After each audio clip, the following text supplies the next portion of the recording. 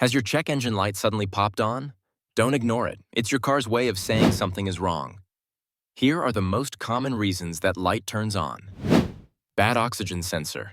This affects fuel efficiency and can even damage your catalytic converter if you wait too long. Worn spark plugs. This can cause misfires and lead to serious engine damage. Catalytic converter issues. This part cleans your emissions, and replacing it is the only fix when it fails. Faulty MAF sensor.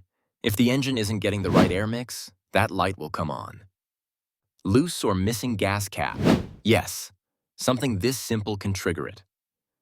Aftermarket alarm problems. If installed incorrectly, it can feed bad signals to the ECU.